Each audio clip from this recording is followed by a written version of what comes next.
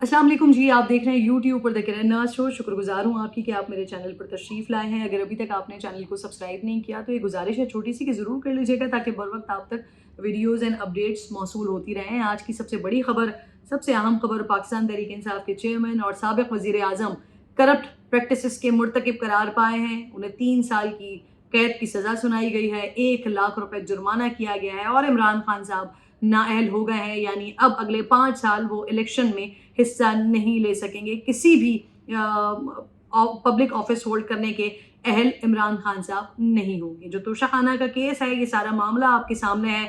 आज अदालत की जानिब से जो इमरान खान साहब के वकील हैं ख्वाजा हारिस, उन्हें मोहलत दी गई थी कि वो 12 बजे तक अदालत में पेश हों। पहले इमरान खान साहब को आज ज़ाती हैसियत में तलब किया गया था, जब वो नहीं आए तो 3 बार समाअत में वक्फा लिया गया।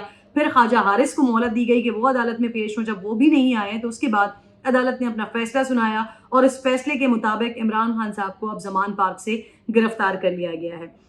इस सारे मामले में पाकिस्तान तहरीक इंसाफ की जानिब से 8 दरखास्तें थीं जो कि सेशन कोर्ट के हवाले से इस्लामाबाद हाई कोर्ट में दाखिल की गई थी और उसमें से 5 का फैसला सामने आ गया था और 5 का जो फैसला था उसमें इस्लामाबाद हाई कोर्ट ने ये हुक्म दिया था कि सेशन कोर्ट दोबारा फरीकैन को सुनकर काबिल समाअत होने से मुतालिक दरखास्त पर फैसला करे और आज फिर उसकी समाअत भी हुई और समाअत के साथ साथ उस पर फैसला भी सुना दिया गया। पीटीआई जो इस्लामाबाद हाई कोर्ट का फैसला है उसको लेकर चैलेंज करने के लिए वो सुप्रीम कोर्ट पहुंच गई है। तो लेट्स सी कि कल इसके क्या नतीजे आते हैं। क्या इमरान खान साहब कल जेल से बाहर आते हैं या फिर ये मामला सारा का सारा जिस तरह से फैसला हो गया है इसी तरह से आगे चलेगा। लेकिन अगर ये इस्लामाबाद हाई कोर्ट की जो दीगर 3 दरखास्तें हैं उस पर फैसला आ जाता है और फिर ये सुप्रीम कोर्ट तक मामला चला जाता है तो देखिए ये जो सारा मामला हुआ है, ये जो गिरफ्तारी हुई है, ये आज से 3 महीने बाद होना इसी तरह से है क्योंकि ये जो मामलात हैं या जो उनसे सवालात थे वो सारे के सारे साबित हो गए हैं कि इमरान खान साहब करप्ट प्रैक्टिसेस के मुर्तकिब करार पाए हैं। इमरान खान वो शख्सियत है कि जिनको उस वक्त के साबिक चीफ जस्टिस साहब जिन्होंने उनको सादिक और अमीन का सर्टिफिकेट दिया था। तोशाखाना केस, इसमें 40 पेशियाँ हुई हैं। अब इसके ज़रा हम इंदराजात की तरफ आ जाते हैं, इसकी डिटेल की तरफ आ जाते हैं, इसलिए क्योंकि यहाँ पर बात ये करना ज़रूरी है कि जिस हर दौर में मुखालिफिन के साथ ये सारी चीज़ें होती रही हैं और इंतकामी कार्रवाइयाँ होती रही हैं, लेकिन इस केस में मुख्तलिफ इसलिए है क्योंकि ये सारा मामला जो अभी मौजूदा हुकूमत आई है उनकी जानिब से ये मामला नहीं बनाया गया, बल्कि ये जब इमरान खान साहब खुद वज़ीर आज़म थे ये उस वक्त से सारा मामला चल रहा है। 40 पेशियाँ हुई हैं, उसमें से सिर्फ 3 बार इमरान खान साहब यहाँ पर अपेयर हुए हैं। सवाल था कि आपने तोशाखाना से तोहफे लिए हैं या नहीं लिए। इमरान खान ने सिर्फ जवाब देने थे, एक घड़ी जिसे बेची उसे पेश करना था और बैंकिंग ट्रांजेक्शन्स इमरान खान साहब ने पेश करना था, जो कि नहीं पेश किया गया। वज़ीर आज़म इमरान खान वज़ीर आज़म थे उस वक्त ये तोशाखाना का केस जो है वो दायर हुआ था, ये उस वक्त से चल रहा था। इमरान खान वज़ीर आज़म थे और इस्लामाबाद हाई कोर्ट उनसे ये पूछ रही थी कि क्या आपने तहाइफ लिए हैं। उस वक्त जो है खान साहब की जानिब से ये जवाब दिया गया था कि स्टेट सीक्रेट है, इससे पाकिस्तान के जो ब्रादर ममालिक से ताल्लुकात हैं वो ख़राब हो जाएंगे। लेकिन बाद में पता चला जनाबे वाला कि वो इसलिए छुपा रहे थे कि बहुत सारे तहाइफ जो उन्हें मिले वो तो उन्हें बेच चुके हैं। ये सीक्रेट जो है वो स्टेट सीक्रेट नहीं था, बल्कि खान साहब जो सारे तोहफे बेच चुके थे और इसको इन तोहफों को बेचने के बाद अगर वो आवाम में ये बयानियाँ बना रहे होते थे कि जितने भी पाकिस्तान में जो 75 साल से पाकिस्तान में जितने भी हुक्मरान रहे वो सारे चोर डाकू लुटेरे रहे हैं और ख़ान साहब एक वाहिद शख्सियत हैं हज़रत कायद आज़म मोहम्मद अली जिन्ना रहमतुल्लाह अलैह के बाद जो कि इस मुल्क को संभाल सकते हैं, जो कि दयानतदार हैं, जो कि ईमानतदार हैं, जो कि ईमानदार हैं, जो कि सादिक हैं और जो कि अमीन हैं। तो अगर ये सारी चीज़ें, इन सारी चीज़ों का वो उस वक्त जवाब दे देते तो उनका ये सारा बयानिया वो धड़ाम से नीचे गिर जाता। तो ये वो वजह थी, ये वो मामला थे कि जिसे वो स्टेट सीक्रेट के पीछे छुपाने की कोशिश कर रहे थे, लेकिन असल में वो सारे ताइफ जो थे वो बेच चुके थे। 14 महीने से नाज़रीन इस केस में इमरान खान साहब पेश नहीं हो रहे थे। इमरान खान ने 5 करोड़ 80 लाख रुपए में घड़ी बेची जिसे बतौर गवाह पेश करने को खान साहब तैयार नहीं थे। जिस शख्स का नाम उनकी जानिब से दिया गया था ना, शफीक, उसने कहा कि उसने घड़ी नहीं खरीदी है और वो मेंटली तौर पर बेचारा इतना डिस्टर्ब हो गया था कि उसने अपनी एक वीडियो पैगाम में अपनी वजाहत देनी चाहिए, अपनी सिचुएशन को क्लियर किया कि जहाँ पर उसके नाम को घसीटा जा रहा है, ये जो जाली रसीदें बनाकर पेश की जा रही हैं कि उसकी दुकान की थी, तो वो इस दुकान को बेच कर भी जा चुका। उसने ना घड़ी खरीदी ना वो रसीद उनकी दुकान की थी। हाथ से लिखी हुई कच्ची रसीदें पेश की गई जिसे कानून اور ادارہ نہیں مانتا. ذرا آپ سوچیے مکافات عمل کیا ہوتا ہے کہ جب آپ دوسرے جو مخالفین ہوتے ہیں آپ کے اپنے، ان کے لیے جس طرح کے آپ گڑھے کھود رہے ہوتے ہیں، آپ کو وہی چیزیں جو ہیں وہ ریپیٹ ہو کر آ رہی ہوتی ہیں. مجھے یاد ہے اچھے طریقے سے کہ جب اس وقت بات ہوتی تھی شہباز گل، فواد چودھری، دیگر لوگ پاکستان تحریک انصاف کے، جب مریم نواز کی بات ہو رہی ہے، جب نواز شریف کی باتیں ہو رہی ہیں، تو وہ ایک رسیدے کڈو، یہ ایک جملہ بڑا استعمال کیا جاتا تھا. اور یہاں پر جب آپ خود ایک صادق امین ہیں بقول سابق چیف جسٹس، تو پھر تو یہاں پر تو آپ کے ہاتھ اتنے صاف ہو جانے چاہیے تھے کہ عدالت کی جانب سے جو کچھ مانگا جا رہا ہوتا، عدالت کی جانب سے جو سوال اٹھایا جاتا، آپ اپنی کلیئرٹی میں، اپنی وضاحت میں، اپنی صفائی میں وہ چیزیں پیش کر دیتے. لیکن نہیں پیش کیا گیا. کوئی بھی پراپرٹی کیش پر بیچی ہو تو بینکنگ ٹرانزیکشن مانگی جاتی ہے، اور یہاں پر بینکنگ ٹرانزیکشن مانگی جا رہی تھی.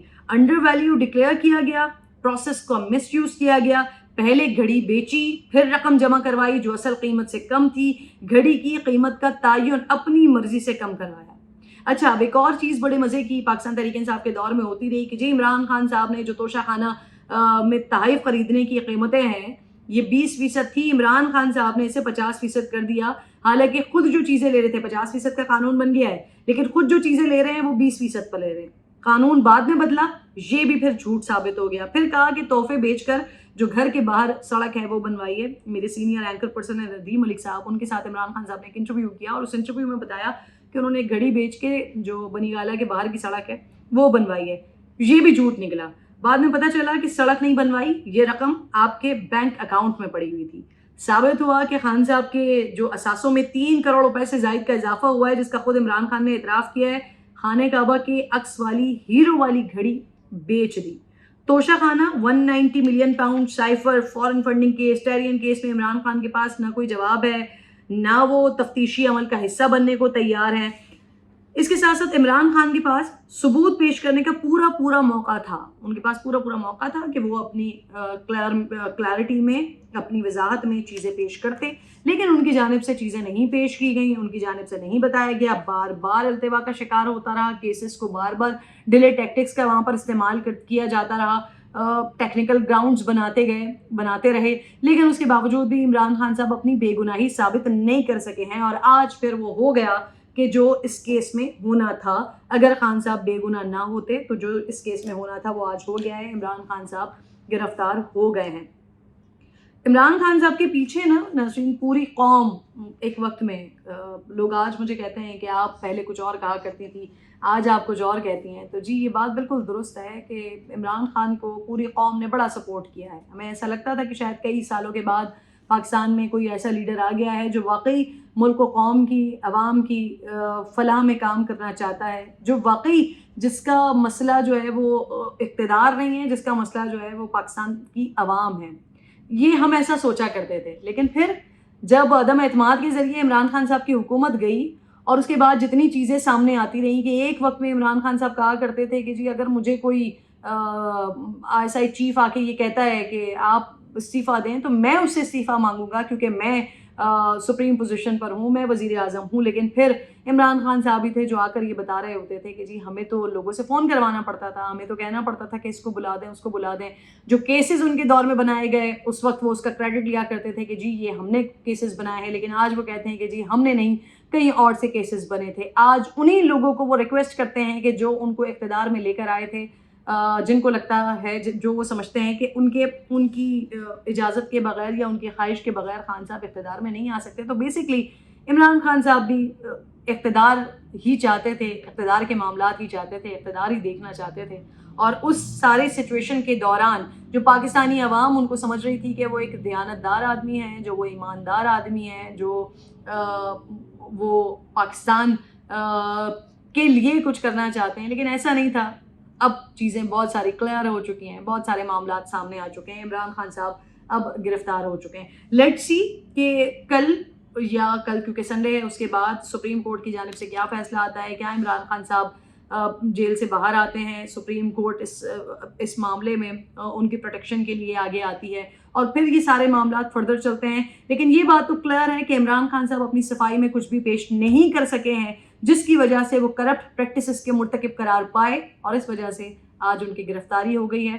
3 سال قید اور 1 لاکھ روپے کا جرمانہ ہے. اگر یہ 1 لاکھ روپے جرمانہ نہیں بھرا جاتا ہے تو پھر مزید 6 مہینے کی سزا بھی عمران خان صاحب کو ہو سکتی ہے. اپنا بےحد خیال رکھیں. انشاءاللہ اگلے ویڈیو میں آپ سے ملاقات ہوگی. اللہ نگہبان.